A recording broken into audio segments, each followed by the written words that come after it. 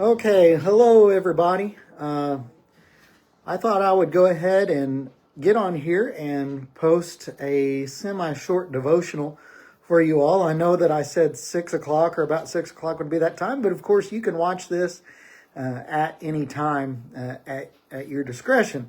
But wanted to just give you a few thoughts for the evening to go with. And so I don't expect this to be very extensive by any means. But something that we did begin on before the holiday season was we were talking about the concept of God existing, or I titled my lessons, He Does Exist. And so we're talking about various arguments for the existence of God. And of course, since my audience is primarily those who are already Christians, we also lace some scripture in there as well. I understand that if you're not a Christian, if you have no interest in that, or if you're still on the edge of learning, giving you a whole bunch of scriptures about the existence of God probably is not going to help you. But maybe just looking at the premise of some of these arguments may help in that particular matter. And so tonight I want to talk about the teleological argument. And basically what that is simply the argument for design, or the designer argument. And what the teleological argument states simply is that if there is a design in nature, that design demands the existence of a designer. Meaning that everything that we see fits together so well, and it looks like it was put together in such an organized fashion that it's not something that could have just happened by accident.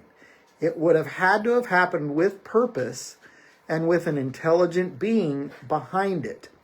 And along with this particular argument, a man by the name of Paley came up with the watch argument to kind of go along with that. And basically what he said was a watch like this, which can be considered a wind-up watch, or this particular one had a battery and was solar.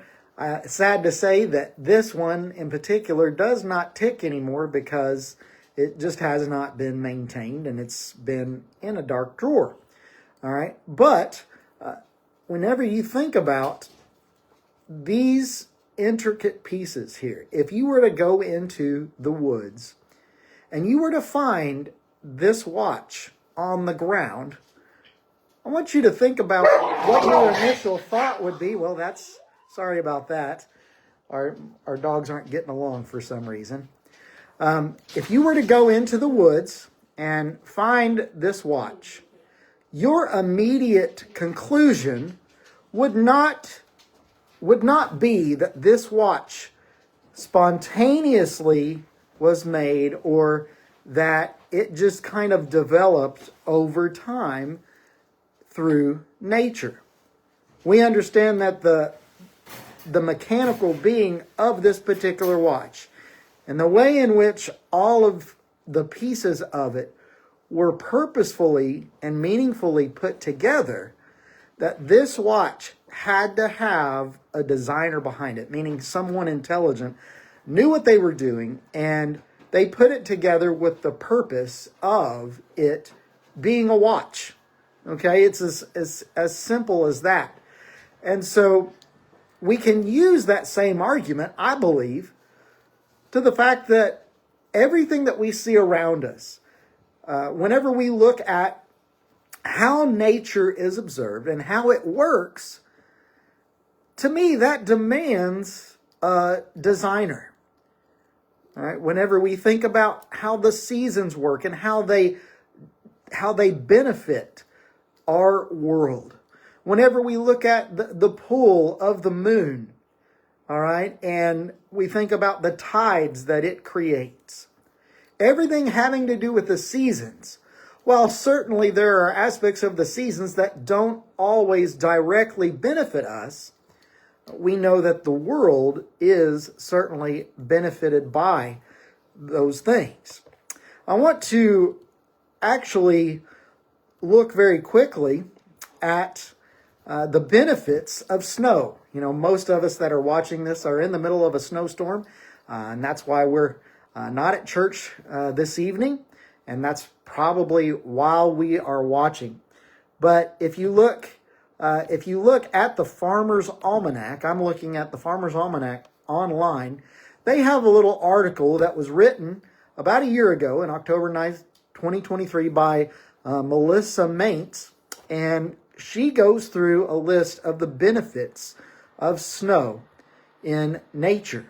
And I'm just going to go through these very quickly, not in detail. But first of all, she says that snow is a natural fertilizer.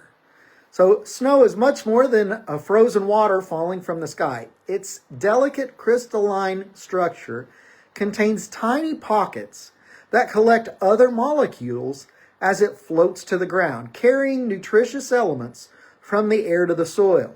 Snow may revitalize soil by restoring trace amounts of nitrogen and sulfur. This is why some gardeners say snow is a poor man's fertilizer. All right. The second thing that snow does to benefit our world, snow in and of itself means that water is in the air. So it means that moisture or water is currently flowing through the air.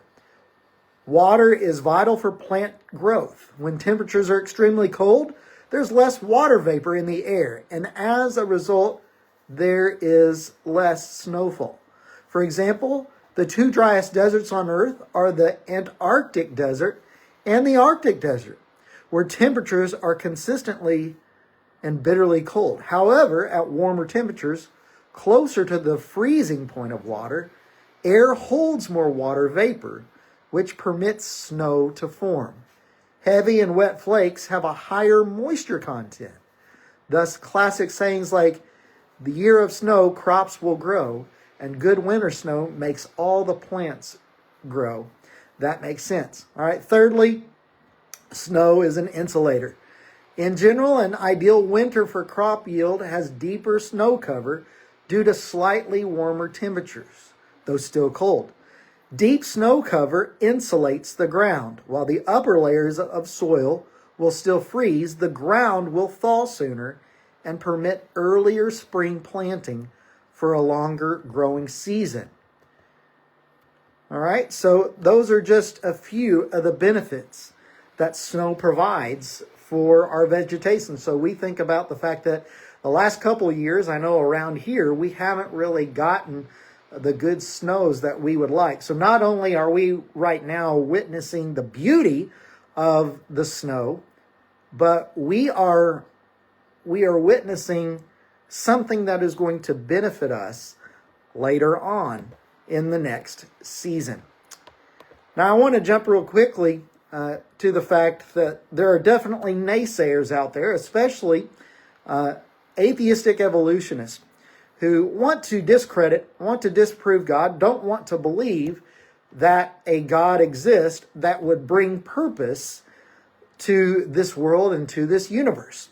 One of those individuals, though a very, very brilliant man, was Carl Sagan.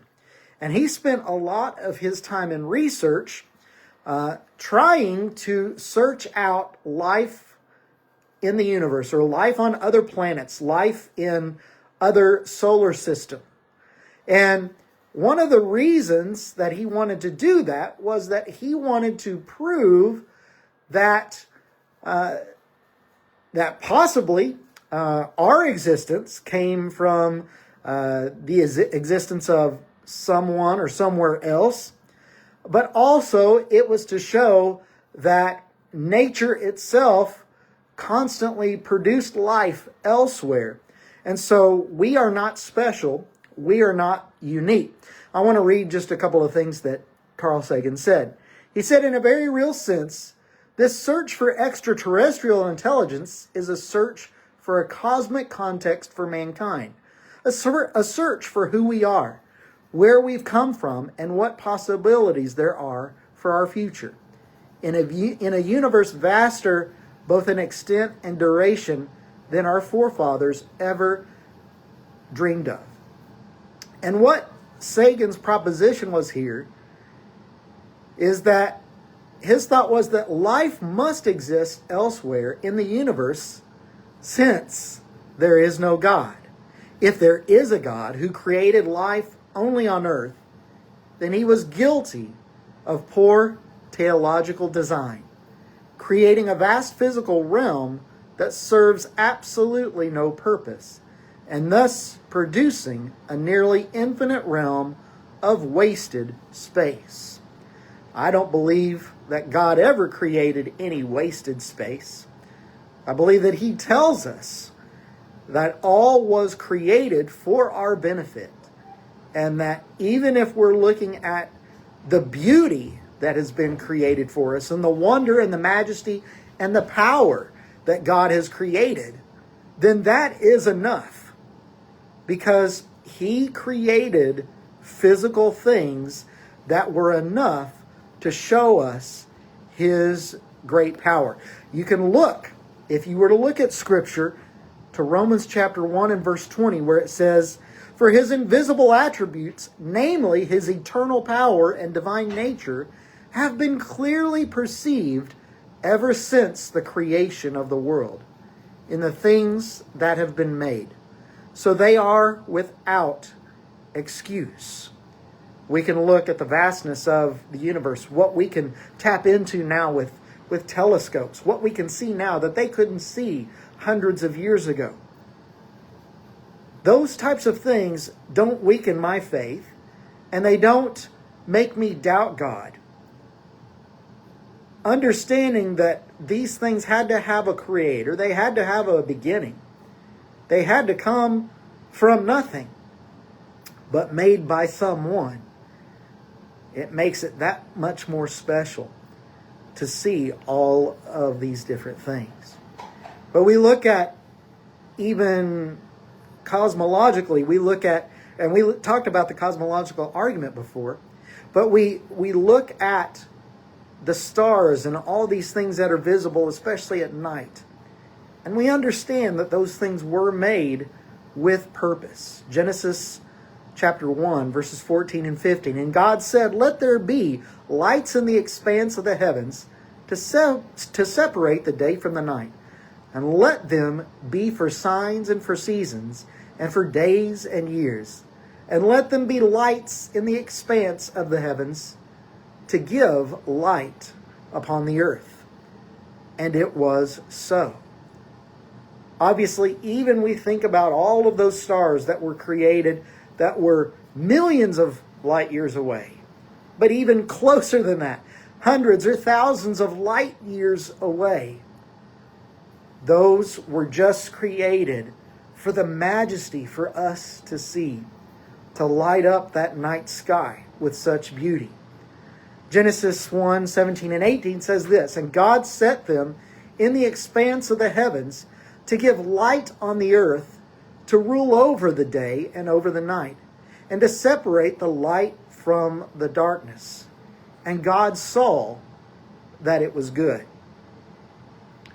Psalm 136 and verse 9 says, "The moon and the stars were made to rule over the night, for his steadfast love endures forever." So even David the psalmist recognized the special purpose of the things that were specifically designed by God for us, for man. And it was such a special thing. It is such a special thing for all of us to behold. I know that wasn't an extensive lesson. Obviously, it's not as long as one that I would preach while we were at church, but I hope that these few thoughts that I bring about strengthens your faith, makes you think about the purpose of things in this world, makes you appreciate and understand God as the great designer of this world. And as you look outside today, as you look outside tonight and tomorrow, you can see the beauty and the purpose of everything that we see around us that has been created. Thank you all for watching, And I certainly want to leave an open invitation to you all at all times. And if you're watching and you're not a Christian, but you have questions and you would like to discuss things further, I know that myself, the elders, and several others at the Huntingburg Church of Christ, our door, our messages, our emails are always open, and we always have time to talk about these things.